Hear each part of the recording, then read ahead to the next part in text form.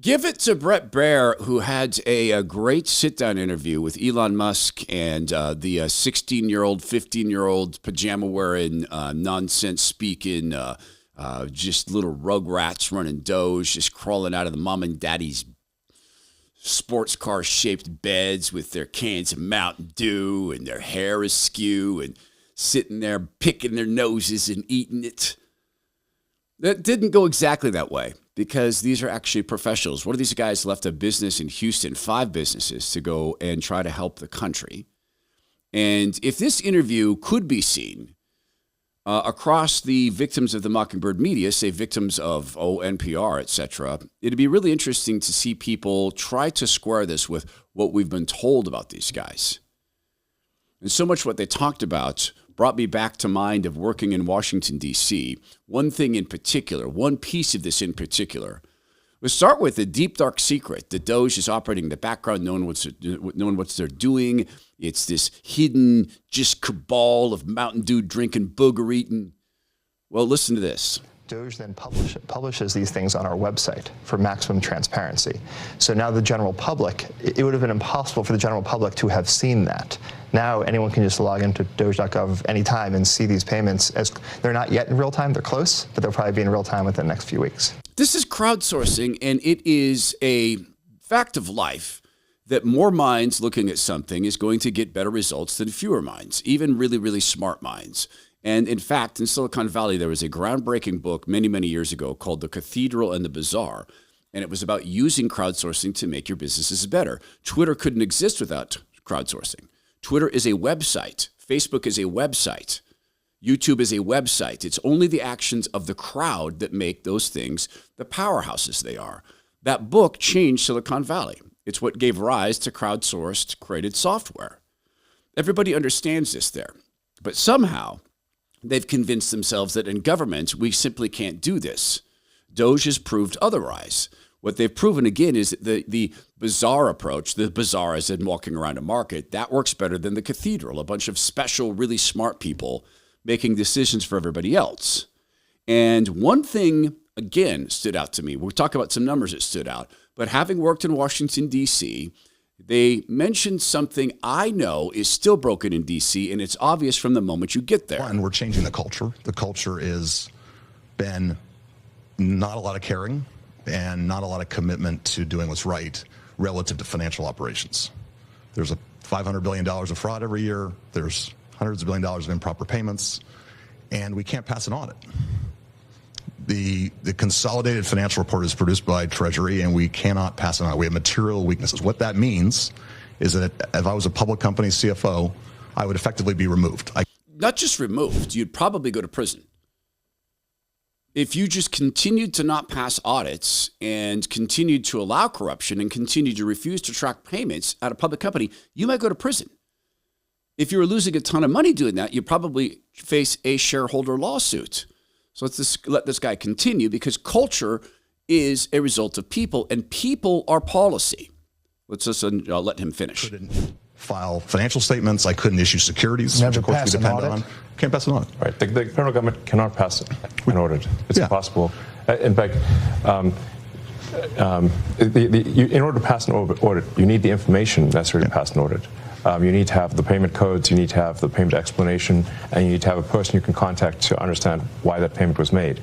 None of those things were mandatory until just recently, just a few weeks ago. In fact, maybe last week? Yeah, we're serving 580 plus agencies. And up until very recently, effectively they could say make the payment and Treasury just sent it out as fast as possible. Now, look, culture defines how organizations are filled with people, because culture is a response of the people. In a well-run organization, it's the response of a leader helping to inspire culture, reward behavior you like, behavior that helps the organization, punish behavior that doesn't. In Washington, D.C., no one has any skin in the game. Well, they do in their own skin. They do in their own rise, their own amassing power, which usually means amassing a bunch of people who work for you, but they have no financial skin in the game because no one ever gets punished. It's not their money. And when you give people who can't be fired access to other people's money with the full knowledge that they don't have any reason to track the spending. They're not going to get in trouble. They're not going to get fired. No one's going to go broke. Nothing's going to collapse. If you want more money, you take more money. You end up with a culture built upon mob ethics. Now, at least in the mob, people get whacked. I mean, if you do something against the family's orders, the capo's orders, you get whacked. Watch Goodfellas. I'm not asking for people in Washington, D.C. to get whacked, of course, God forbid. I'm simply comparing the culture. You want more money, you take it is a great business model. It's also completely ungodly because you're not stewarding the funds you've been given. And people who are Christian understand that these folks have been placed into this, have been allowed to be in this position because God allows it, and to whom much is given, much is expected. He knows all the reasons they're doing this. He knows all the motives. Now, Elon Musk didn't just talk about the spending. He didn't just talk about the culture of spending and the ridiculousness that we cannot pass audits as a federal government. He talked about a court system, which is the judicial equivalent of if we want more money, we take it. We have a problem in the judiciary where if you want the right judge, you venue shop until you get the right judge. Senator Mike Lee has a great fix for this, by the way, and it should pass. Or at least temporary holds. They're being challenged by the DOJ. Right. Are you surprised by that pushback? Well, it's the D.C. Circuit is notorious for having a very far-left bias. And when you look at the people close to some of these judges, where are they working? Oh, they're working at these NGOs. Oh, they're the ones getting this money. Does that seem like a system that lacks corruption? It sounds like corruption to me. Last thing, do you guys... And it is corrupt, and a decent judge would recuse themselves, but these judges don't do that. And they're not going to do that. Here's a fact that came out in the Doge interview that to me is the sub-story to all this. It has to do with SurveyMonkey. SurveyMonkey. You know what that is? You can go there, surveymonkey.com. You could go do a free survey right now. And that survey would provide you some decent results if you have a good social media presence and you can spread it around and get enough people to take that survey. You can do surveys on Twitter. Now, that's a self-selecting audience, and it's not as good as SurveyMonkey, which is distributed throughout the country. There's other applications like this. I used to work with a company called Civic Science, utterly brilliant company. They do really advanced polling. They have probably the best database on people's opinions and actions that exists. SurveyMonkey's good, not great. They did a poll, a 10-question survey, and they were charged almost $1 billion for that. On SurveyMonkey, it would have cost them $10,000. And they paid almost $1 billion, and I can almost certainly tell you why. Because they're friends with the people who run the polling organization, or because of kickbacks. I mentioned this Civic Science company. We worked with them at a company I founded with some friends of mine, co-founded with friends, called CrowdVerb. And we later sold that company to the world's largest PR firm.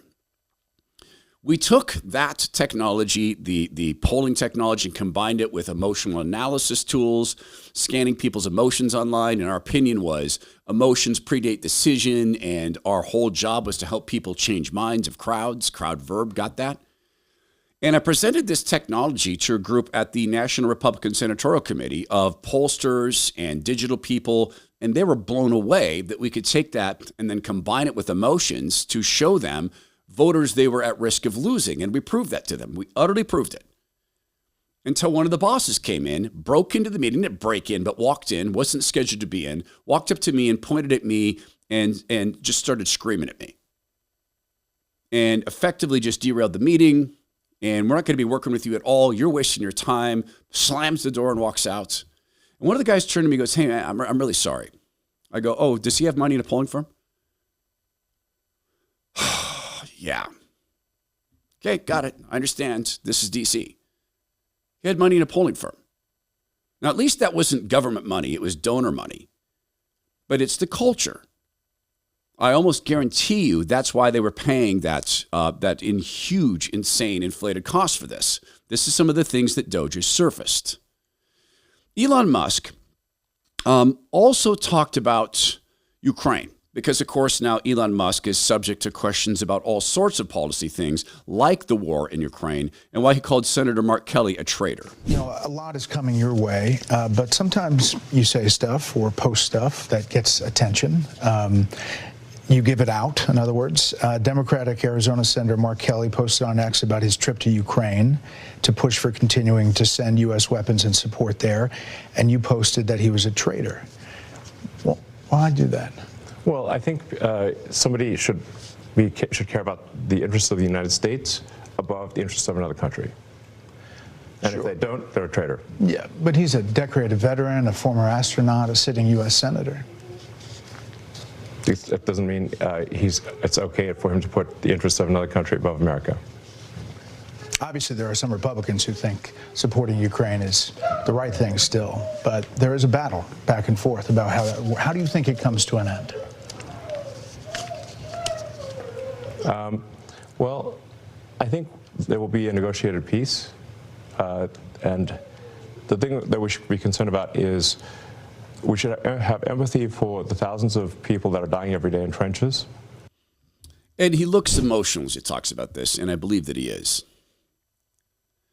America is at this precipice point. We are either going to have some sanity or we're not.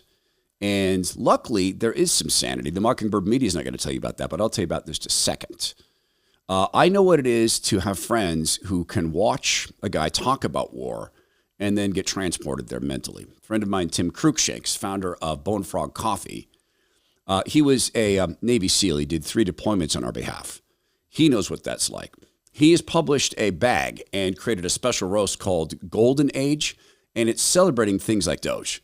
It's celebrating the comeback in America, the new Golden Age. Get it? Beautiful, beautiful bag, great roast. And it's something to collect because you're living through an emphasis point in history we're never going to see again.